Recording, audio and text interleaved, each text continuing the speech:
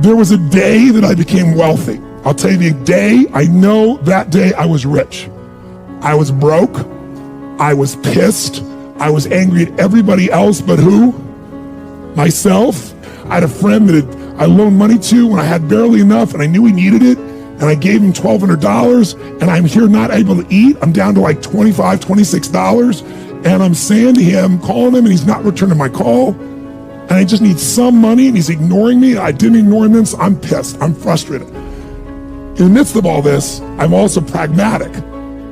I got 25 and change, call it $26. What the hell am I gonna do? I don't have any plans for economics. I got overhead that's crazy. I'm living in this little tiny apartment, 400 square feet in Venice, California.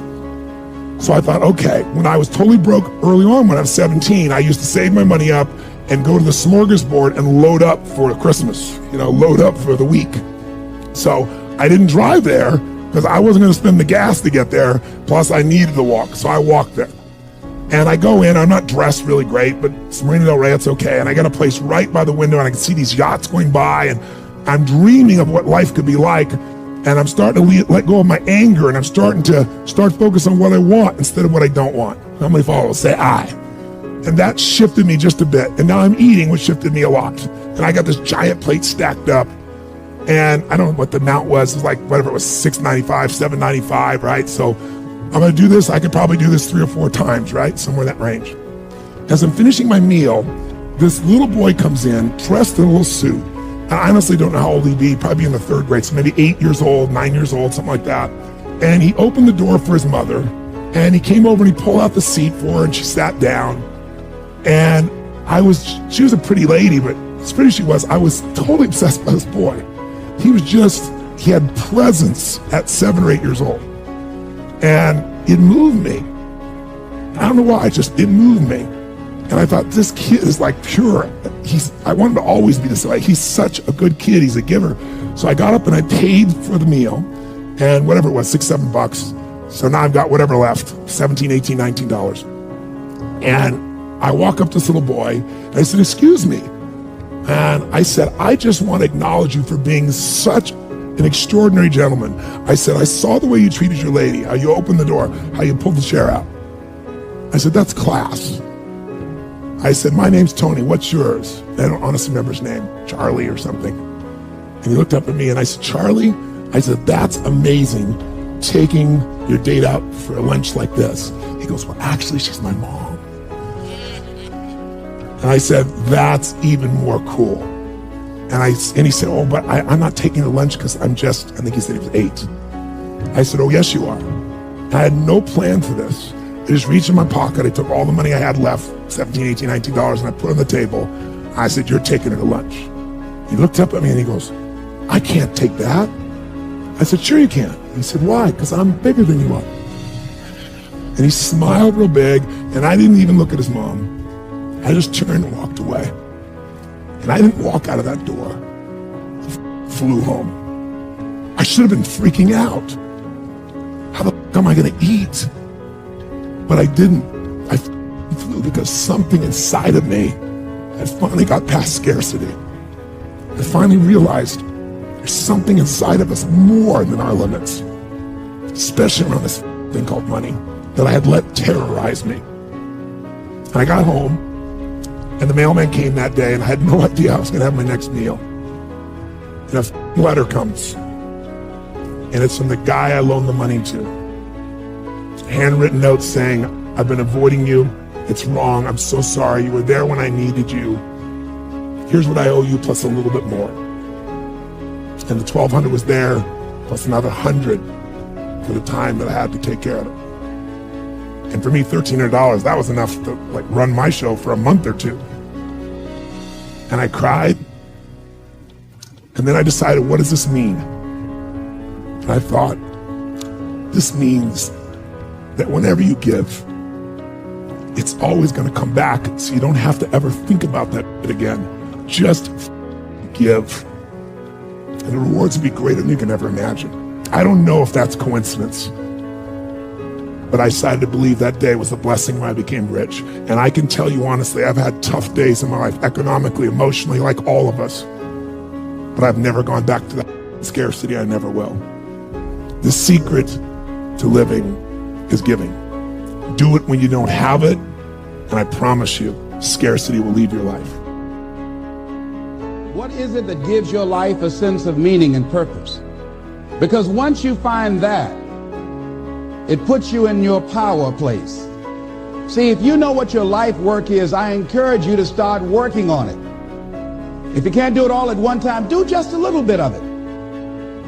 And if you don't know what it is that you showed up to do, if you don't know why you're here, I encourage you to find out what your purpose is here. What is the meaning of your life? What will be different? Have you ever asked yourself that question? I've done that. I remember coming from a friend of mine's funeral.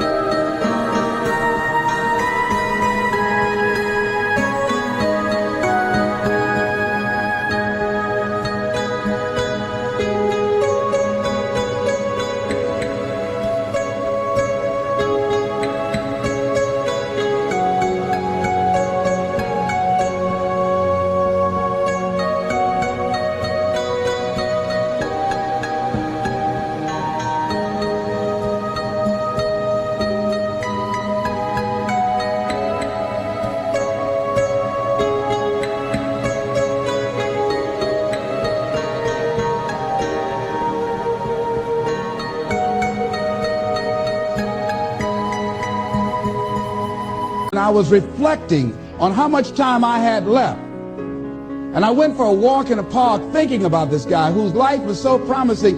And I mean, he wasn't an old guy. He was quite young, in fact. And I thought about all of the things that he said he was going to do, and he never got a chance to do those things. And I started thinking about my own life and how much time I had left to do the things that I would like to do. And at that time, I wasn't sure what my life purpose was, what my life's work was. I wasn't sure about it at that time. And I thought about it quite a lot. I had some idea, but I wasn't convinced. I don't think I felt worthy. I didn't believe that it could be me to do this kind of work that I'm doing right now. And I say to you that if you begin to take a conscious effort to find out what it is that you're supposed to do, I say that it can literally save your life. I said that it can literally save your life. 85% of the American public, according to recent studies, are going to jobs that they hate, working on jobs that do not challenge them. They get sick thinking about going. Because, see, when you go to a job and you already know how far you can go, you can already see that proverbial glass ceiling. See, when you're going someplace and you already know how much you're going to make, you already know how far you can go, you're in a dead-end position. It erodes your self-esteem. It lowers your sense of yourself. It creates an inner turmoil. It creates an emptiness in you.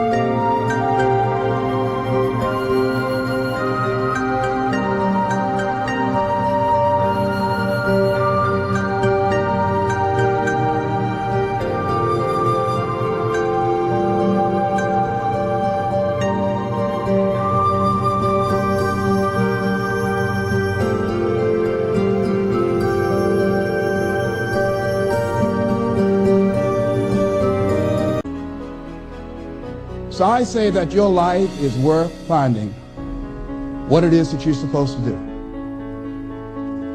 And I'm not saying quit your job. I'm saying find it and do just a little bit of it. Just start working at it just a little bit, but do find out what your work is and hold on to it, and don't let your dream go.